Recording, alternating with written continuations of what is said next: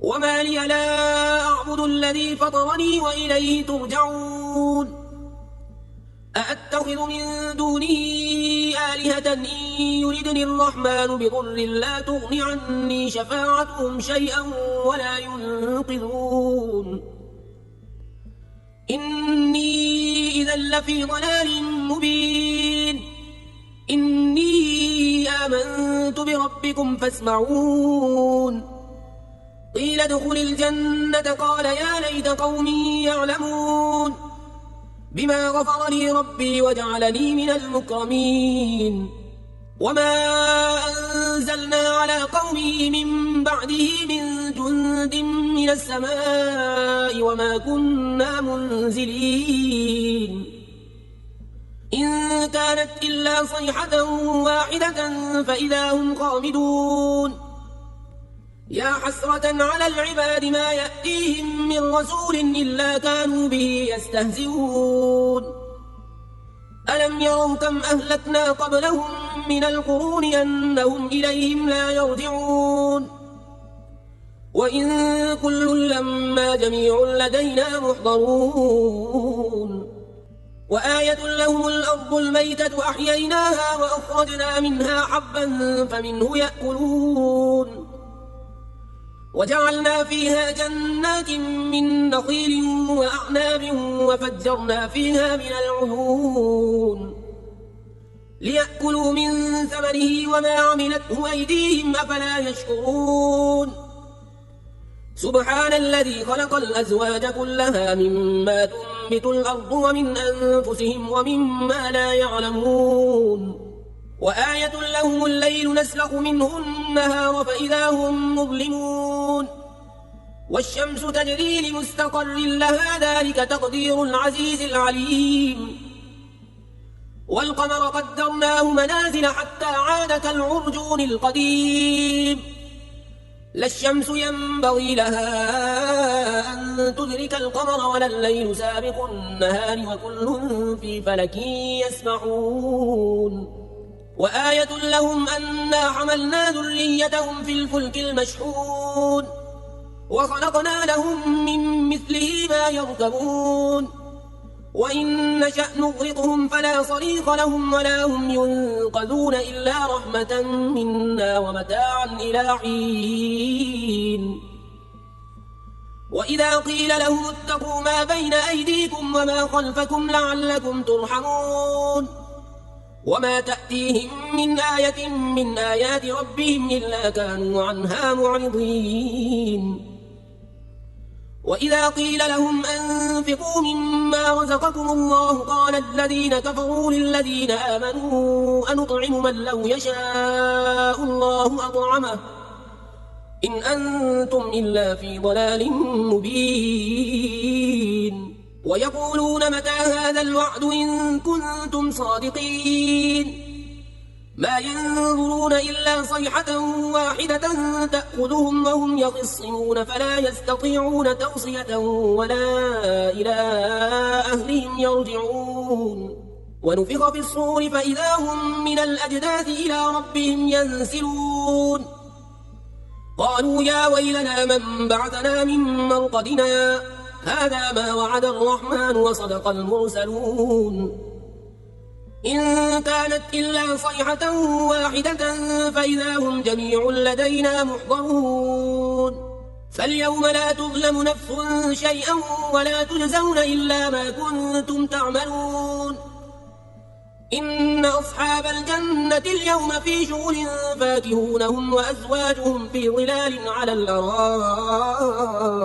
متكئون لهم فيها فاكهة ولهم ما يدعون سلام قولا من رب رحيم وامتازوا اليوم أيها المجرمون ألم أعهد إليكم يا بني آدم ألا تعبدوا الشيطان إنه لكم عدو مبين وأن اعبدوني هذا صراط مستقيم ولقد أضل منكم جبلا كثيرا أفلم تكونوا تعقلون هذه جهنم التي كنتم توعدون اصلوها اليوم بما كنتم تكفرون اليوم نختم على أفواههم وتكلمنا أيديهم وتشهد أرجلهم بما كانوا يكسبون ولو نشاء لطمسنا على أعينهم فاستبقوا الصراط فأنى يبصرون ولو نشاء لمسخناهم على مكانتهم فما استطاعوا مضيا ولا يرجعون ومن نعمره ننكسه في الخلق أفلا يعقلون وما علمناه الشعر وما ينبغي له إن هو إلا ذكر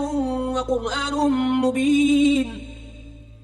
لينذر من كان حيا ويحق القول على الكافرين أولم يروا أنا خلقنا لهم مما عملت أيدينا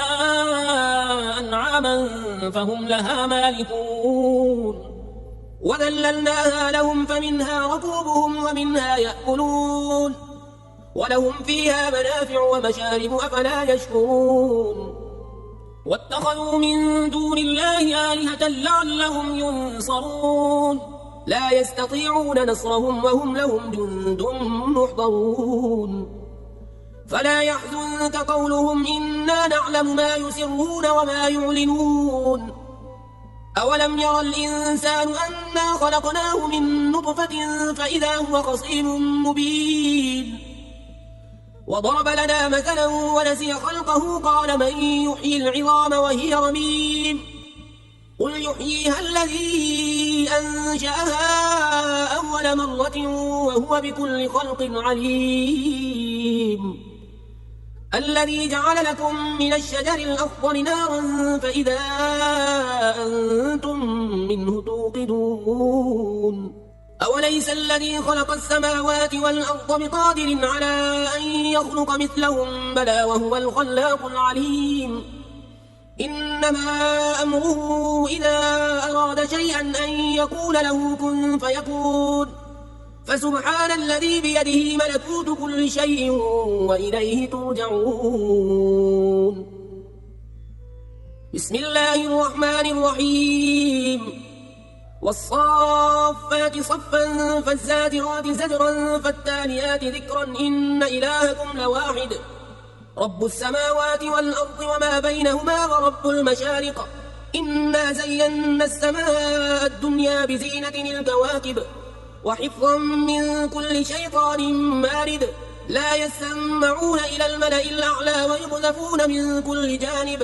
دحورا ولهم عذاب واصب إلا من خطف الخطفة فأتبعه شهاب ثاقب فاستفتهم أهم أشد خلقا أم من خلقنا إنا خلقناهم من طين لازب بل عجبت ويسخرون وإذا ذكروا لا يذكرون وإذا رأوا آية يستسخرون وقالوا إن هذا إلا سحر مبين أئذا متنا وكنا ترابا وعظاما أئنا لمبعوثون أو آباؤنا الأولون قل نعم وأنتم داخرون فإنما هي زجرة واحدة فإذا هم ينظرون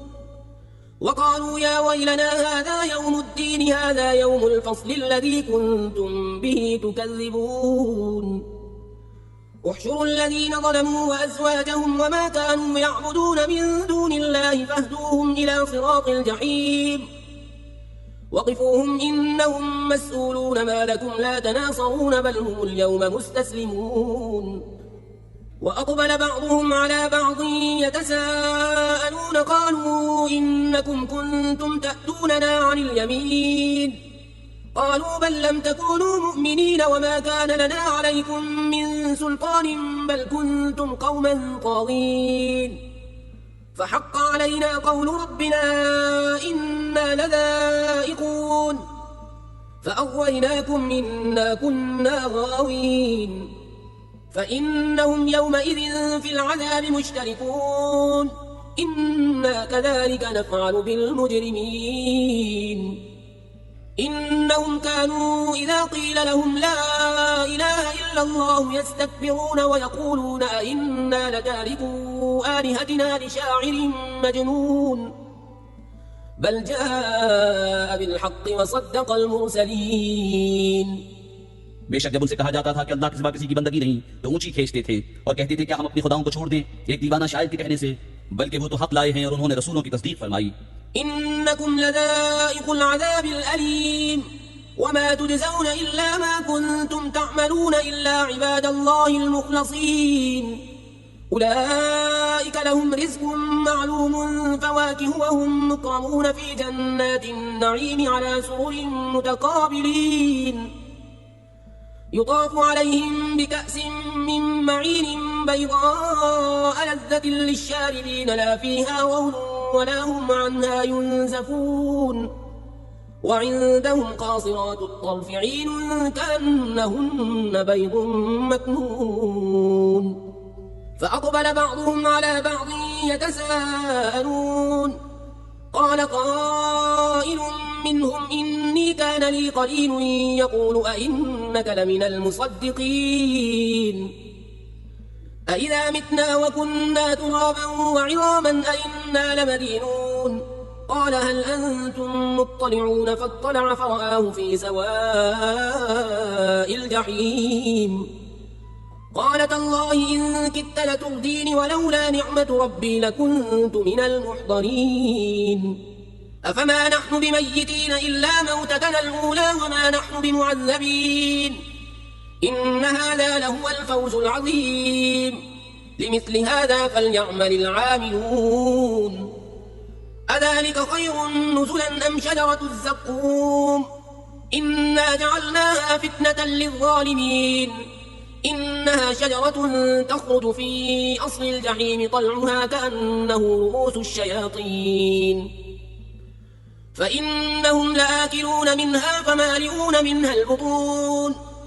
ثم إن لهم عليها لشوبا من حميم ثم إن مرجعهم لإلى الجحيم إنهم ألفوا آباءهم ضالين فهم على آثارهم يهرعون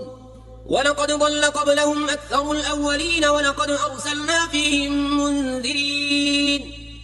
فانظر كيف كان عاقبة المنذرين إلا عباد الله المخلصين ولقد نادانا نوح فلنعم المجيبون ونجيناه وأهله من الكرب العظيم وجعلنا ذريته هم الباقين وتركنا عليه في الآخرين سلام على نوح في العالمين إنا كذلك نجزي المحسنين إنه من عبادنا المؤمنين ثم أغرقنا الآخرين وإن من شيعته لإبراهيم إذ جاء ربه بقلب سليم إذ قال لأبيه وقومه ماذا تعبدون أئفكا آلهة دون الله تريدون فما ظنكم برب العالمين فنظر نظرة في النجوم فقال إني سقيم فتولوا عنه مدبرين فراغ إلى آلهتهم فقال ألا تأكلون ما لكم لا تنطقون فراغ عليهم ضربا باليمين فأقبلوا إليه يزفون قال تعبدون ما تنحتون والله خلقكم وما تعملون قالوا ابنوا له بنيانا فألقوه في الجحيم فأرادوا به كيدا فجعلناهم الأسفلين وقال إني ذاهب إلى ربي سيهدين رب هب لي من الصالحين فبشرناه بغلام حليم فلما بلغ معه السعي قال يا بني إني أرى في المنام أني أذبحك فانظر ماذا ترى قال يا أبت افعل ما تؤمر ستجدني إن شاء الله من الصابرين فلما أسلما وتله للجبين وناديناه أن يا إبراهيم قد صدقت الرؤيا إنا كذلك نجزي المحسنين إن هذا لهو البلاء المبين وفديناه بذبح عظيم وتركنا عليه في الآخرين سلام على إبراهيم كذلك نجزي المحسنين إنه من عبادنا المؤمنين وبشرناه بإسحاق نبيا من الصالحين وباركنا عليه وعلى إسحاق ومن ذريتهما محسن وظالم لنفسه مبين ولقد مننا على موسى وهارون ونجيناهما وقومهما من الكرب العظيم ونصرناهم فكانوا هم الغالبين وآتيناهما الكتاب المستبين وهديناهما الصراط المستقيم وتركنا عليهما في الآخرين سلام على موسى وهارون إنا كذلك نجزي المحسنين إنهما من عبادنا المؤمنين وإن إلياس لمن المرسلين إذ قال لقومه ألا تتقون أتدعون بعلا وتذرون أحسن الخالقين الله ربكم ورب آبائكم الأولين فكذبوه فإنهم لمحضرون إلا عباد الله المخلصين وتركنا عليه في الآخرين سلام على إلياسين إنا كذلك نجزي المحسنين إنه من عبادنا المؤمنين وإن لوطا لمن المرسلين إذ نجيناه وأهله أجمعين إلا عجوزا في الغابرين ثم دمرنا الآخرين وإنكم لتمرون عليهم مصبحين وبالليل أفلا تعقلون وإن يونس لمن المرسلين إذ أبق إلى الفلك المشحون فساهم فكان من المدحضين فالتقمه الحوت وهو مليم فلولا أنه كان من المسبحين للبث في بطنه إلى يوم يبعثون فنبذناه بالعراء وهو سقيم وأنبتنا عليه شجرة من يقطين وأرسلناه إلى 100,000 أو يزيدون فآمنوا فمتعناهم إلى حين فاستفتهم ألربك البنات ولهم البنون أم خلقنا الملائكة إناثا وهم شاهدون ألا إنهم من إفكهم ليقولون ولد الله وإنهم لكاذبون أصطفى البنات على البنين ما لكم كيف تحكمون أفلا تذكرون أم لكم سلطان مبين فأتوا بكتابكم إن كنتم صادقين وجعلوا بينه وبين الجنة نسبا ولقد علمت الجنة إنهم لمحضرون سبحان الله عما يصفون إلا عباد الله المخلصين فإنكم وما تعبدون ما أنتم عليه بفاتنين إلا من هو صال الجحيم وما منا إلا له مقام معلوم وإنا لنحن الصافون وإنا لنحن المسبحون وإن كانوا ليقولون لو أن عندنا ذكرا من الأولين لكنا عباد الله المخلصين فكفروا به فسوف يعلمون ولقد سبقت كلمتنا لعبادنا المرسلين إنهم لهم المنصورون وإن جندنا لهم الغالبون فتول عنهم حتى حين وأبصرهم فسوف يبصرون أفبعذابنا يستعجلون فإذا نزل بساحتهم فساء صباح المنذرين وتول عنهم حتى حين وأبصر فسوف يبصرون سبحان ربك رب العزة عما يصفون وسلام على المرسلين والحمد لله رب العالمين بسم الله الرحمن الرحيم صاد والقرآن ذي الذكر بل الذين كفروا في عزة وشقاق كم أهلكنا من قبلهم من قرن فنادوا ولا تحين مناص وعجبوا أن جاءهم منذر منهم وقال الكافرون هذا ساحر كذاب أجعل الآلهة إلها واحدا إن هذا لشيء عجاب وانطلق الملأ منهم أن امشوا واصبروا على آلهتكم إن هذا لشيء يراد ما سمعنا بهذا في الملة الآخرة إن هذا إلا اختلاق أأنزل عليه الذكر من بيننا بل هم في شك من ذكري بل لما يذوقوا عذاب أم عندهم خزائن رحمة ربك العزيز الوهاب أم لهم ملك السماوات والأرض وما بينهما فليرتقوا في الأسباب جند ما هنالك مهزوم من الأحزاب كذبت قبلهم قوم نوح وعاد وفرعون ذو الأوتاد وثمود وقوم لوط وأصحاب الأيكة أولئك الأحزاب إن كل إلا كذب الرسل فحق عقاب وما ينظر هؤلاء إلا صيحة واحدة ما لها من فواق وقالوا ربنا عجل لنا قطنا قبل يوم الحساب اصبر على ما يقولون واذكر عبدنا داود ذا الأيد إنه أواب إنا سخرنا الجبال معه يسبحن بالعشي والإشراق والطير محشورة كل له أواب وشددنا ملكه وآتيناه الحكمة وفصل الخطاب وهل أتاك نبأ الخصم إذ تسوروا المحراب إذ دخلوا على داود ففزع منهم قالوا لا تخف خصمان بغى بعضنا على بعض فاحكم بيننا بالحق ولا تشطط واهدنا إلى سواء الصراط إن هذا أخي له 99 نعجة ولي نعجة واحدة فقال أكفلنيها وعزني في الخطاب قال لقد ظلمك بسؤال نعجتك إلى نعاجه وإن كثيرا من الخلطاء ليبغي بعضهم على بعض إلا الذين آمنوا وعملوا الصالحات وقليل ما هم وظن داود أنما فتناه فاستغفر ربه وخر راكعا وأناب فغفرنا له ذلك وإن له عندنا لزلفى وحسن مآب يا داود إنا جعلناك خليفة في الأرض فاحكم بين الناس بالحق ولا تتبع الهوى فيضلك عن سبيل الله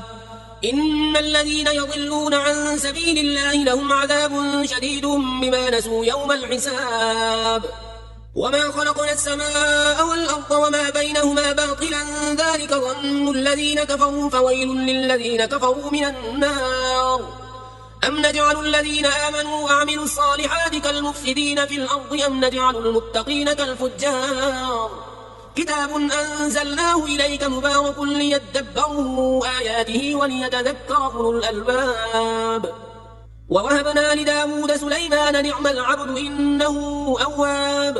إذ عرض عليه بالعشي الصافنات الجياد فقال إني أحببت حب الخير عن ذكر ربي حتى توارت بالحجاب ردوها علي فطفق مسحا بالسوق والأعناق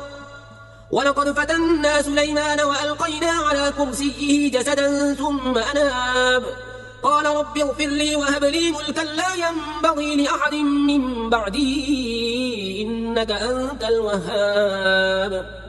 فسخرنا له الريح تجري بأمره رخاء حيث أصاب والشياطين كل بناء وغواص وآخرين مقرنين في الأصفاد هذا عطاؤنا فامنن أو أمسك بغير حساب وإن له عندنا لزلفى وحسن مآب واذكر عبدنا أيوب إذ نادى ربه أني مسني الشيطان بنصب وعذاب اركض برجلك هذا مغتسل بارد وشراب ووهبنا له أهله ومثلهم معهم رحمة منا وذكرى لأولي الألباب وخذ بيدك ضغثا فاضرب به ولا تحنث إنا وجدناه صابرا نعم العبد إنه أواب واذكر عبادنا إبراهيم وإسحاق ويعقوب أولي الأيدي والأبصار إنا أخلصناهم بخالصة ذكر الدار وإنهم عندنا لمن المصطفين الأخيار واذكر إسماعيل واليسع وذا الكفل وكل من الأخيار هذا ذكر وإن للمتقين لحسن مآب جنات عدن مفتحة لهم الأبواب متكئين فيها يدعون فيها بفاكهة كثيرة وشراب وعندهم قاصرات الطرف أتراب هذا ما توعدون ليوم الحساب إن هذا لرزقنا ما له من نفاد هذا وإن للطاغين لشر مآب جهنم يصلونها فبئس المهاد هذا فليذوقوه حميم وغساق وآخر من شكله أزواج هذا فوج مقتحم معكم لا مرحبا بهم إنهم صالوا النار قالوا بل أنتم لا مرحبا بكم أنتم قدمتموه لنا فبئس القرار. قالوا ربنا من قدم لنا هذا فزده عذابا ضعفا في النار. وقالوا ما لنا لا نرى رجالا كنا نعدهم من الأشرار أتخذناهم سخريا أم زاغت عنهم الأبصار إن ذلك لحق تخاصم أهل النار. قل إنما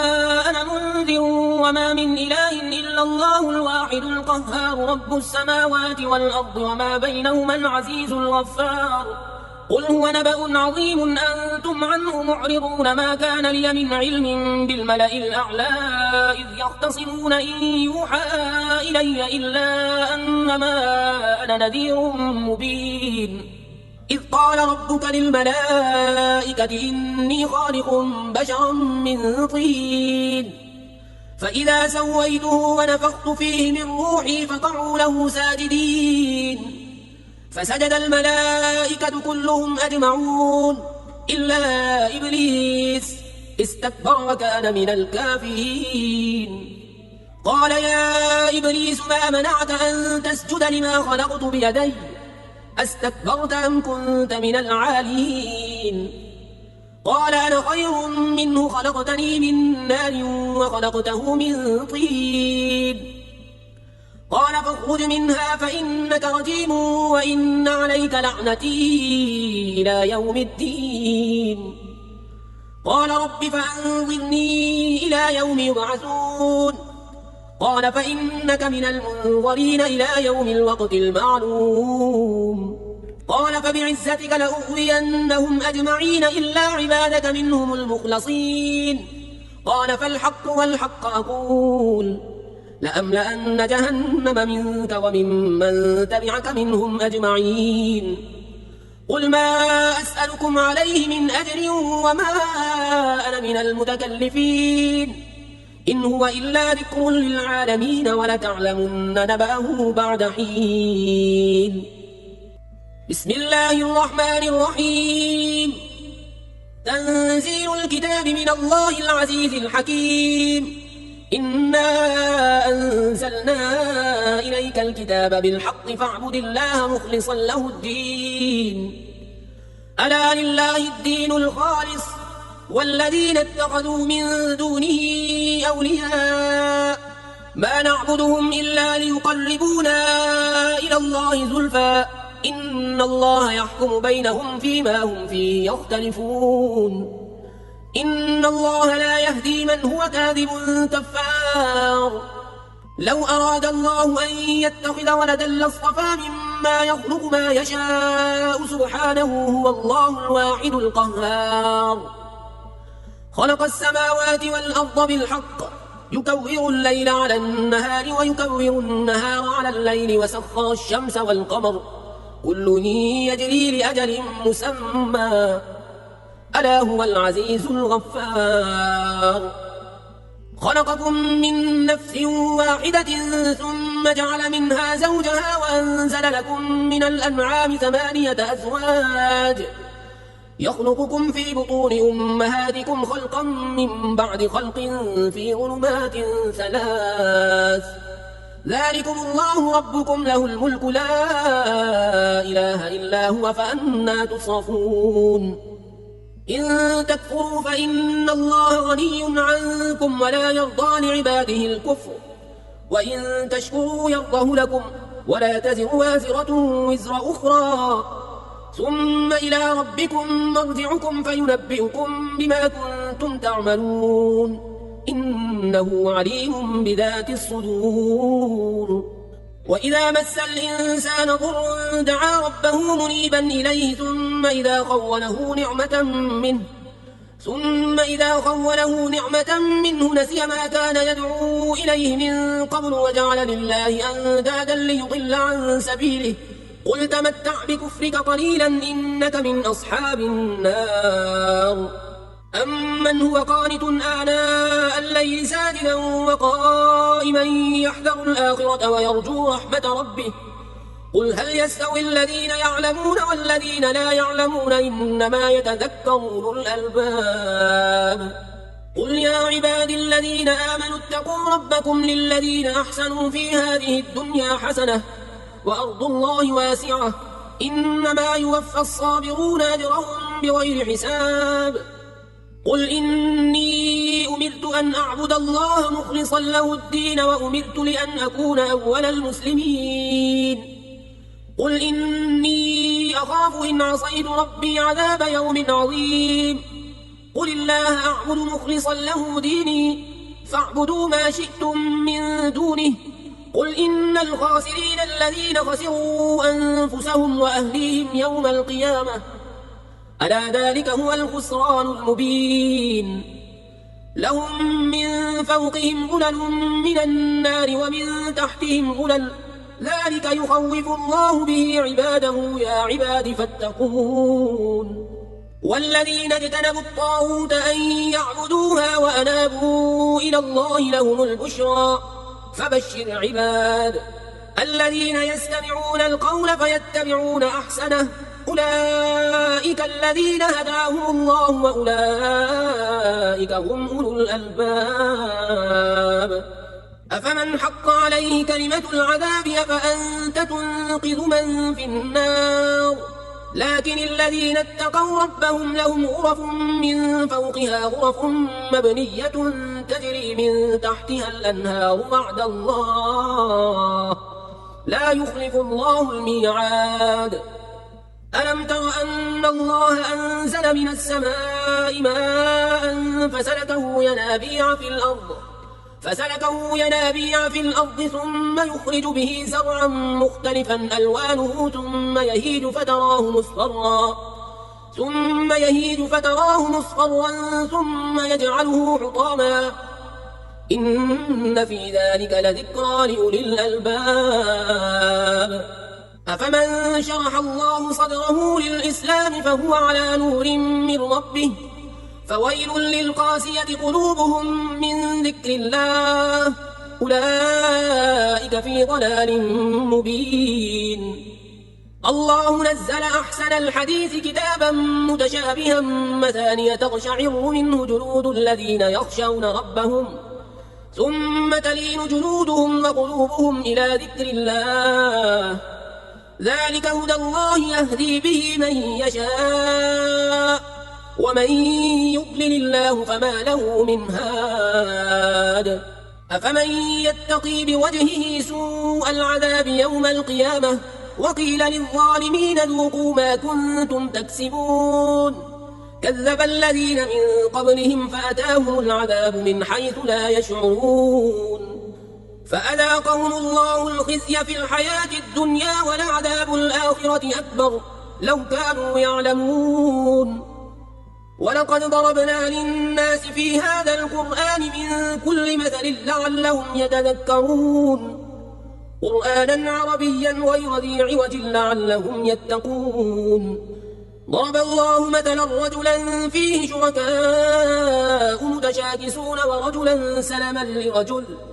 هل يستويان مثلا الحمد لله بل أكثرهم لا يعلمون إنك ميت وإنهم ميتون ثم إنكم يوم القيامة عند ربكم تختصمون